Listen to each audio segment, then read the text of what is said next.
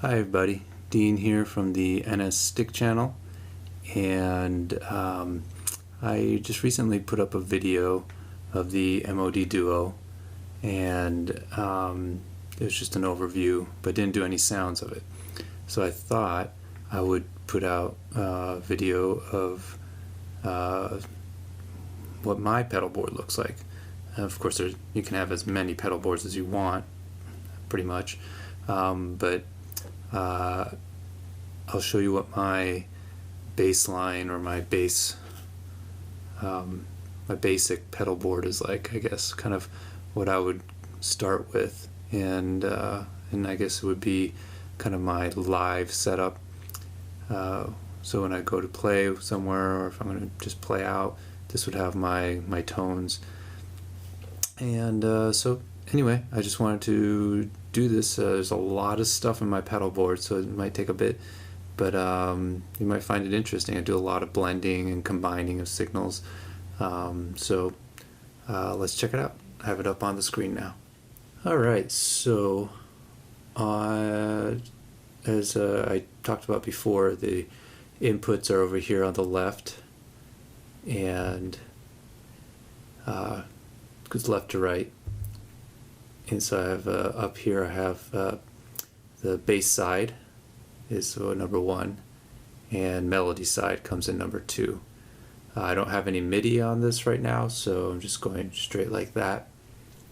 Let's see here, my screen's getting a little funny. Alright, so I'm going to start with the bass side.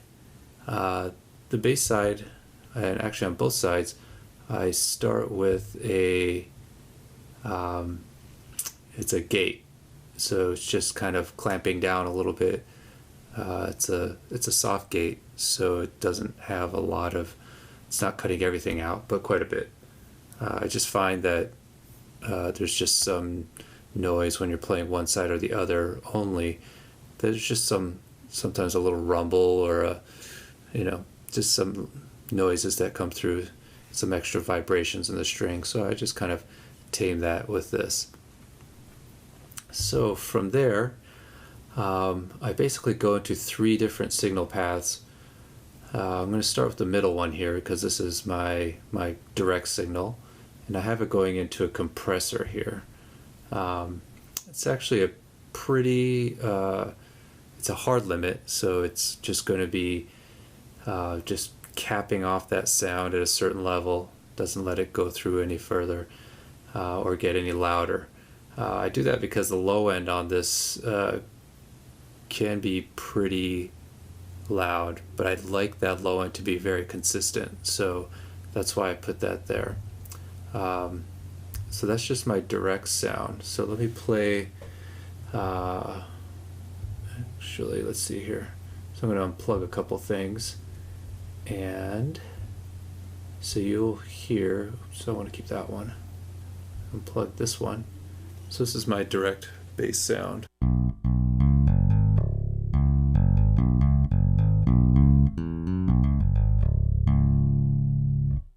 Alright. Then what I do, I'm going to unplug the direct sound. I have a cabinet simulator here. It says an A2 cabinet. I'm not even sure what that is, but it's my favorite cabinet. That sounds good. You can see here all these cabinet models. And I just went through and just chose what sounded best to me. So you can see here there's a Marshall Bassman cabinet, all these different kinds. Also nice that this has a bass and treble control, as well as an output volume. And so this is what this sounds like.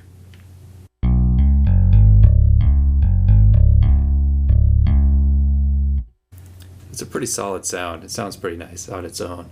But what I like to do is blend that with the direct sound.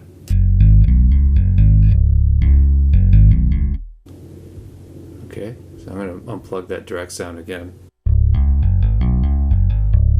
Got a nice round bottom end to that, and then I just put in the direct sound. So it sounds nice and solid. something I like to do is add on some top end to it. So that's what this third line here is. First I have a high pass filter, so it's cutting everything below, in this case 173 hertz. So it's really not having any, it's still, you know, 100 hertz and 200 is still kind of in the muddy region. I'm okay with that, but it just takes out that low end so that it's not interfering with the other stuff. So I'm going to keep the low, and this is just a high side now. I don't know if it's high, but so this is what it sounds like. And it's pretty low right now because I don't use a lot of it, but let's see here. 7.5. So much of the clickiness. All right, let's put this back to where it was before, 7.5. And what I like to do is I have the low end just come right through, and then this high end stuff that we're just playing with right now, and put a chorus on that. So that gives it some movement in the bass, but without screwing out the low end. The low end's going to be nice and solid, and then it's going to have that swirling sound on top. So let me plug it all back in. And let's try this.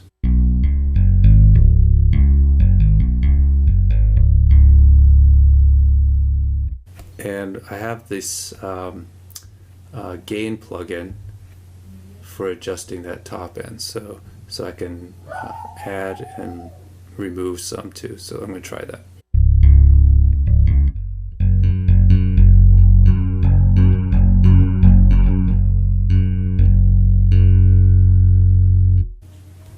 And then if I remove the chorus, right now I have the chorus switch assigned to a foot switch on the Duo. So, you know, I blend all these together.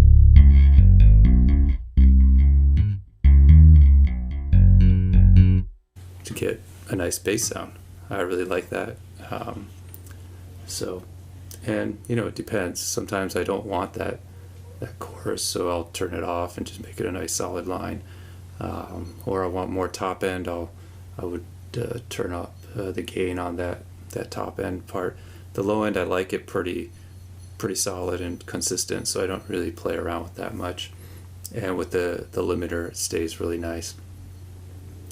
And then I have a master output on that.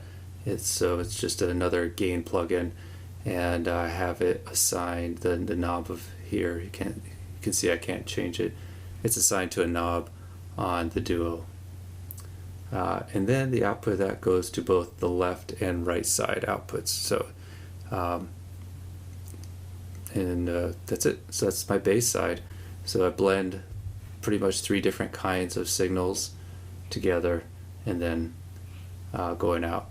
And I have it going out to both outputs because if I ever show up at a gig or something, I just want to be able to plug it in, and that's it. Or I might actually have bass going into one side and then melody into the other side. I guess maybe it's this way on the screen.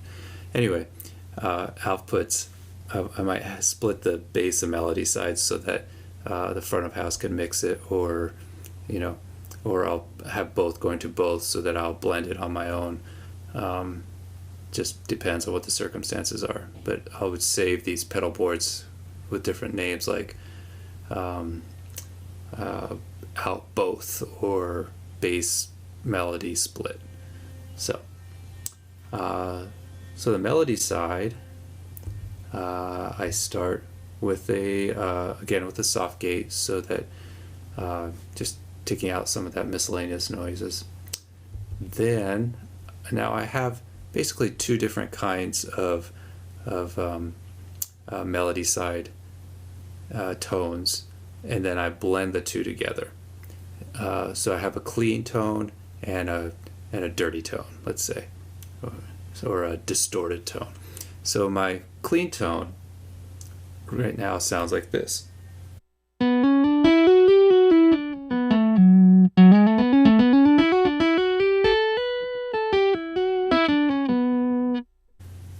Now, you probably notice it's not completely clean. It's actually got an amp model on it, and so it's going to break up a little bit here and there. So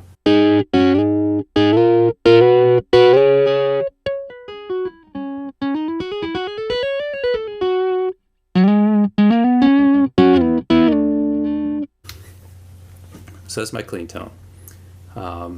So how I came up with that is there's blending two different signals on this. So you heard the kind of the amp sound. So I'm actually routing it kind of a convoluted way, but I had to do this because I used to have two of these same amps, amp simulators here. It's down here. It's called the Amp X, and I used to have two of these. So one set with the clean sound, and another one with some pedals going through it and distorting it. And then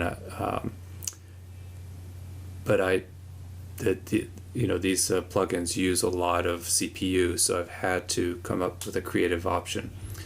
So what's actually happening here is I have a direct sound from, it's just going through this gain stage here. And by the way, I use a lot of these gains because sometimes the signal just isn't hot enough. So you just increase it. Sometimes it's too much. So, and I might have one here. You can see they're all over the place because I just find that the levels, how hard you drive something, it just sounds better when you do these little adjustments here and there. Also, I think I find that not all these plugins that they have, because they are independently created, they don't always kind of have the same output strengths, and just so it doesn't actually use really any CPU to have the gain plugin, so it's you can just throw them around all over the place. So I just use it all the time, and I have it on my favorites because I use it so much. So anyway, so I have that direct sound. You can see that straight signal here. Just go with me on this. It then goes through here and in through the amp simulator, and you can see here. This is pretty cool because you can choose a preamp tube type. It's got several kinds: 12AX7, AU7, and I actually don't even know what really the differences are. I scrolled through them and I like this one the best. It's actually a Bassman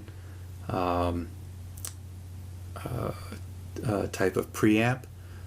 So that's what that's set at right now. And then the cabinet is an A2 again. I scrolled through all of them, just the one that I really liked.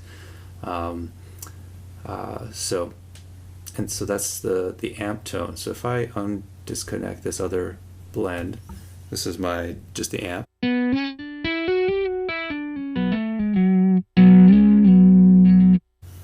All right.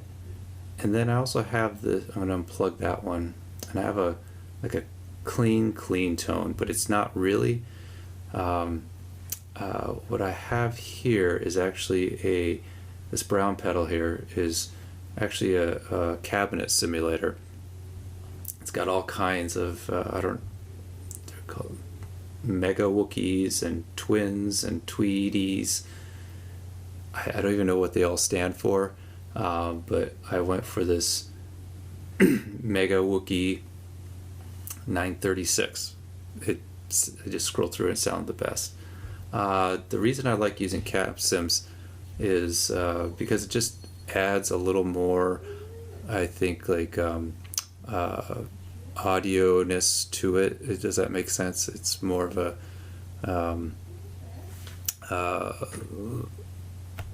like how you would hear it in the real world. I don't really like a direct sound, a DI signal from like an electric guitar. That's really what the melody sounds like. But the stick tone really is part of its charm too. So that's why I'm kind of blending some of this together. So this is what the cabinet alone sounds like. So this is just direct. Now there is going to be some boost when I hit this.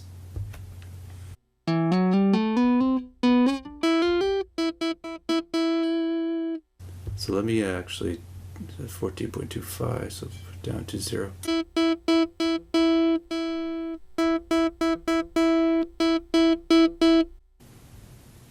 So it gives it a little boost, like a bump, more mid-range, I guess.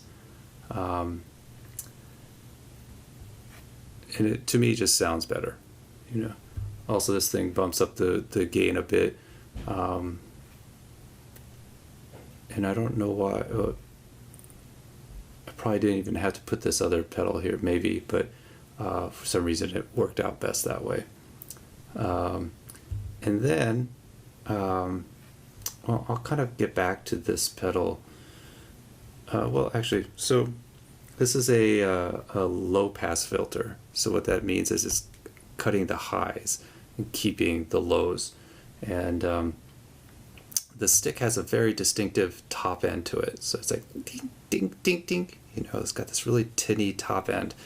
And when I blend, since I'm going to blend my clean tone with a distorted tone, you know, distortions and guitars and things typically don't have, it's very mid-range, you know, it doesn't go up all the way into the nice silky high ends.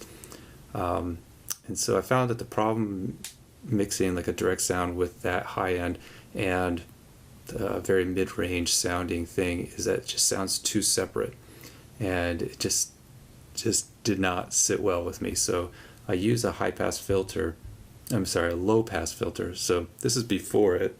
And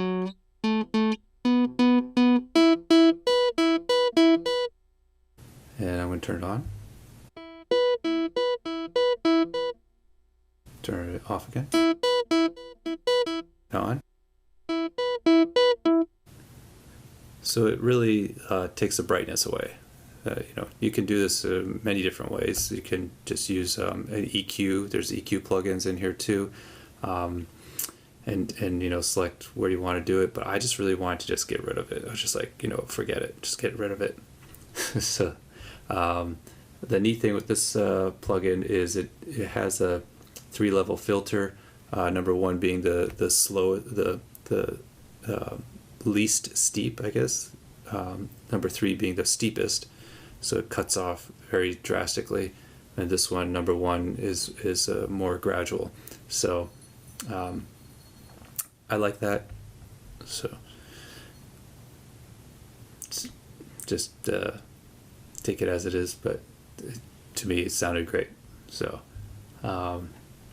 if I like that stick, if I want to play with that stick sound, I do turn it off, because I mean there is something nice about that, and especially you put a little reverb on it, it works out pretty nicely, you know.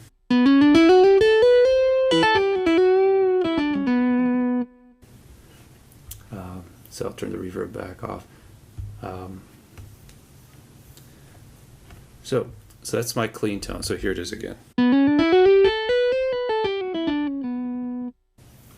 All right, so let's go to my dirty tone. You know, this little box I have here, the stereo crossfade, it's kind of like on a DJ mixer, you have the crossfade fader. Well, this does the same thing. It keeps one level up, and then you have your other one, so it brings the other one up, and then the other one back down as you, so it's a nice way to blend things. So right in the middle, it's right in the middle, but as it goes to one way or the other, instead of kind of, you know, with an X going like this, it's going to keep one just up there while it lowers the other one, and I like that. So anyway, so I'm using this. It's really kind of fun, really cool to use. And so this is my dirty tone.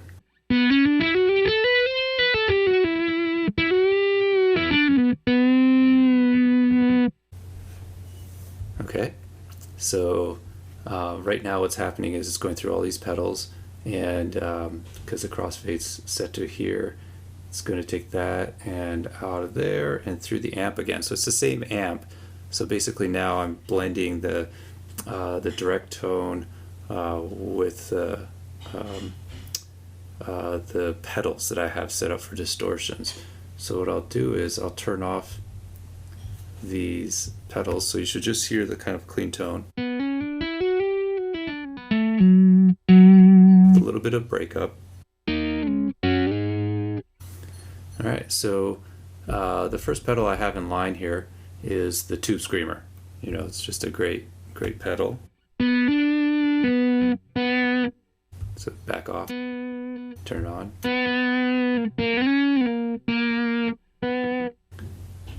Then I have a booster.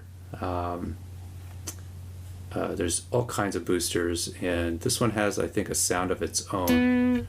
Let's see here. Not just boosting, but it has some tone, kind of distortion inside it. But it sounds great with the Tube Screamer, this after it, just to give it a boost, and also some more of that, some more kind of saturation. So.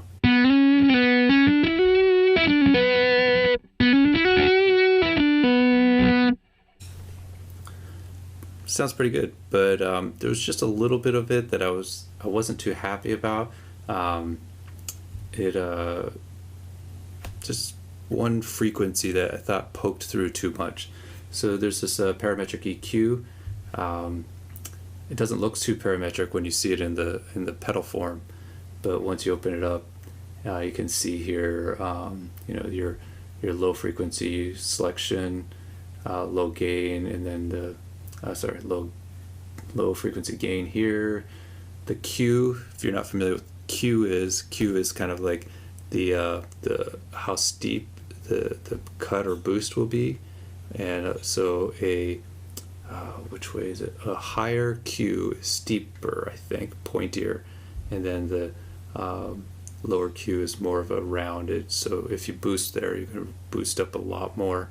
Where if you want to really find the frequency, just cut that out. You want to get a high Q, and then we would cut it out. So I did it on the mids here. The Q, I did raise it, and then I lowered it by, it says 38 here. I don't think it's dB, obviously, but whatever scale that is. And this is what it does. So before I put it in, and then I put it in. It's kind of subtle, but to me it was just one little area that I just didn't like. So it's just a little smoother to me. And so that's my dirty tone. And I blend these together so I can cross it over all to the clean side, or all the way to the dirty side. But that sounded to me just a little too like, I don't know. And then it also came to me almost by accident when I did record a clean sound and the distorted sound, and I was in my my DAW, and I blended it, and I was like, oh, that's cool. So that's why I decided to do it here too. And so somewhere in the middle, a little bit more towards the dirty sometimes. I just like how it sounds.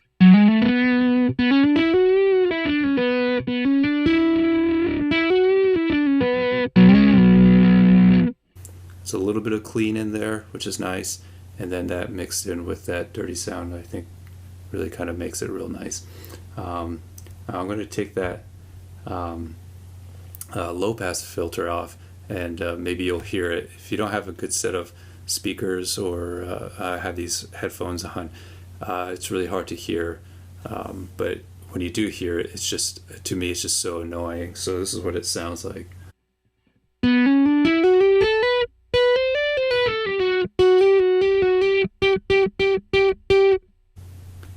I don't know if you hear that top end or not, but then I take it out.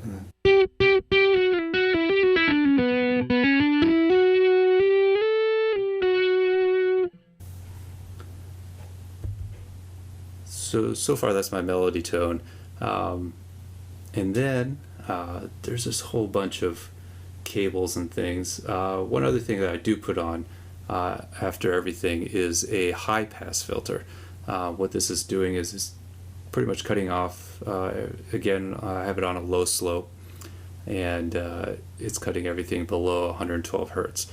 Not dead on, but there's a nice slope on this, and so it's not cutting everything off, but just some low end rumble that can just get in the way of things. It's just getting rid of that, so it comes out nice and clean. Then I have it going to just a general volume for the melody side, and then where do I have it going to? Okay, so I actually have a reverb, which this isn't my favorite reverb, but I've been able to make it work. The one I really like uses a lot of CPU, and that's why I've kind of had to poke around to see which ones I like. On the Duo forum, or the MOD forum, I put up the question. I was like, man, I really like this, but it's using so much CPU. Any suggestions? And somebody said, hey, try this. You can use an EQ or a high and low pass filter and filter out the regions that you don't want, and then you'll probably get a smoother reverb. And that's what I did here. I won't go through the routing right now, but so I use a low pass filter and cut off the high end. And that really smoothed it out. Without it, it gets really grainy and just not a good sounding thing. It's not a horrible reverb, and in fact this one has a couple different frequency ranges, and you can play around with that, but it still didn't reach what I wanted. So with the low pass filter, it really took away the harshness, and yeah, so I like I said in my last video, I come from more of a recording background when it comes to signal flow.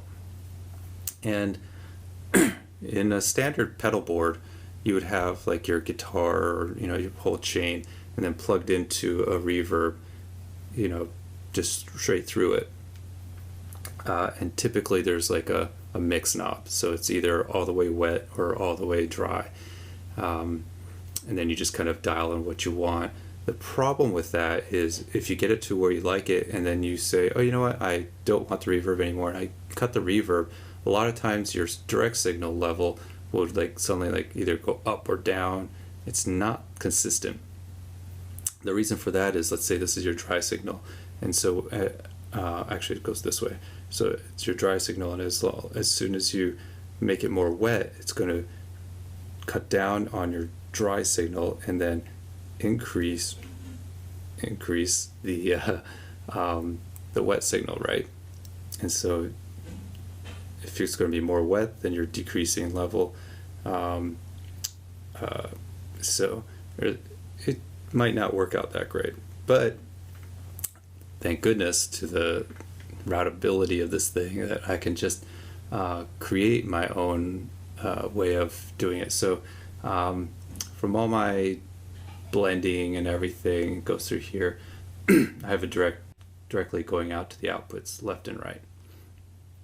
But I also split it to the reverb, and I also have a delay, and the reverb is now parallel to this, and I have the pedal set on completely wet, and then this I have a send level basically to the reverb. So I'm going to play, and I can just, you'll hear my direct signal. Well, actually, let me turn this down all the way. And then I increase the send.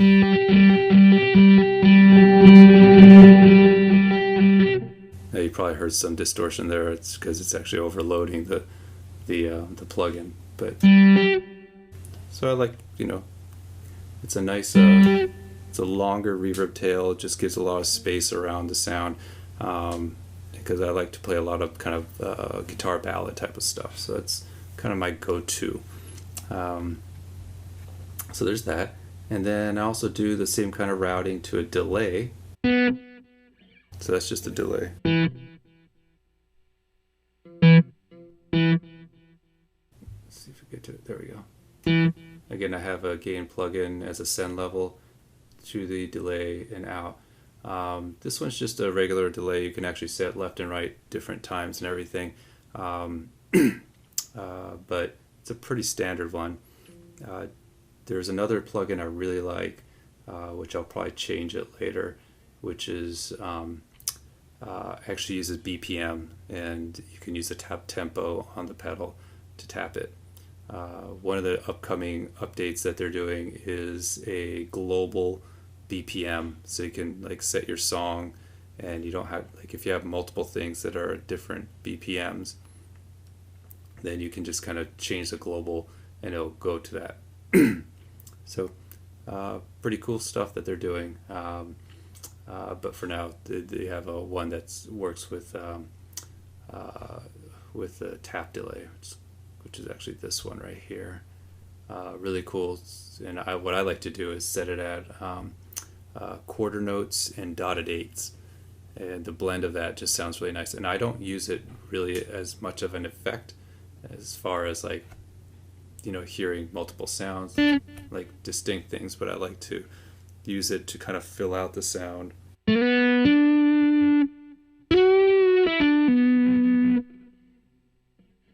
And it's pretty subtle how I use it. Here, I'll turn it up a little bit more. So.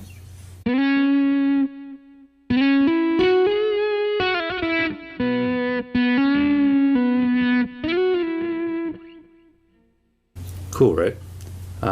But I use it together with the reverb, so I'm going to turn this back down a little bit here. The reason I do that is I like reverb, but it's just too,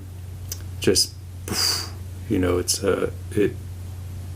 got its, because it's a dispersion of sound. So this is just a reverb alone. It's nice. There's poof, and if you have headphones on, you can hear it just kind of really opens up the space. But I like to use the delay in conjunction with it to give a little kind of echo in the background, and that really gives a sense of largeness, of a lot more space. So, and it's subtle. It's not very obvious, and you can actually get reverbs that have that built into it, so you can hear those kind of space, you know, these echoes happening with the reverb. Unfortunately, these don't have that. This reverb doesn't have it, so I've kind of have to recreate that on my own. Plus, you know, later on I will put in that other delay, which will have the quarter note, eighth note, dotted eighth note that I like. And it interplays, and it really gives a nice swirl almost, and a lot of space. And you know, this is just another way of doing something that's very similar. But so yeah, so that's pretty much it. So kind of playing all together, you know, this is kind of how it sounds like. Let's see here.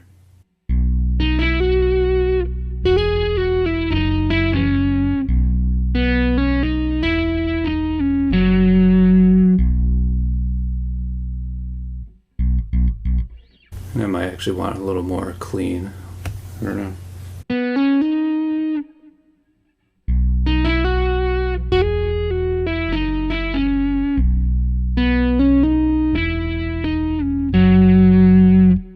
Yeah, I like that. It's less harshness from the dirty side, and a little more smoothness from the clean sound that I have. And then if I just want to go completely clean on that.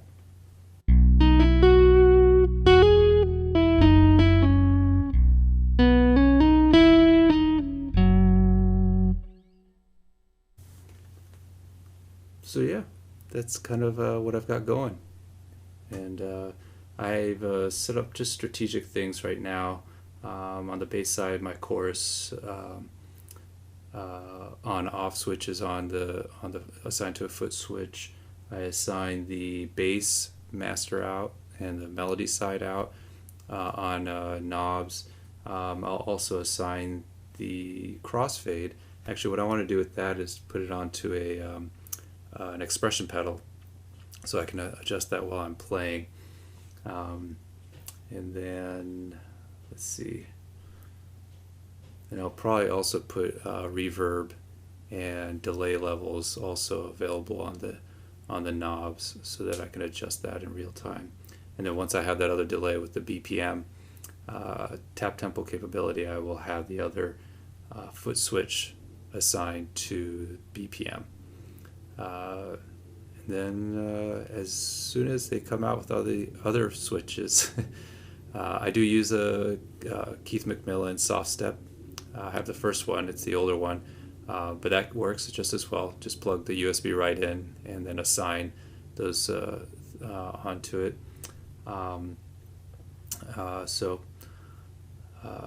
Yeah, I'll be assigning some of these so that when I'm in the middle of just playing out, I can just easily adjust it. So yeah, that's it. If you have any questions, please do let me know. And I'm going to, once I finalize the pedal board, I will upload it onto the MOD Duo site. I'll probably call it like, I don't know yet. I'll probably call it Skydiver's Pedal.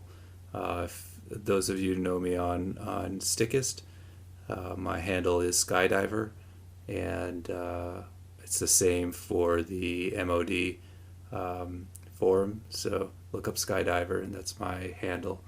So I'm going to do that. I'll call it Skydiver's Pedal, or Skydiver's NS Stick Pedal. And so for those of you who do have the Duo, go ahead and upload it and check it out for yourself. I should probably also mention that on the NS, I do have the pickup selector for the melody is for the neck side, so that's all the way up. For the bass, it's right in the middle, so it's both pickups. But on the bass EQ, I have the treble just up in the middle, but the bass is raised all the way up. Melody side, the EQ is just in the middle. That's it. So that will obviously affect how it sounds also. So that's it. So if you have any questions, please do leave me some messages down below, and I hope this comes in, handy. The thing about the MOD is, or the Duo, is that it's, it's you make it whatever you want it to sound like. So this is my sound. This is kind of what I like and how I want it. I've configured it. You're probably going to have a very different sound than what I do. It's as individual as you are, as your stick sound is. So any questions, please leave them here. And thank you very much for watching. Have a great one.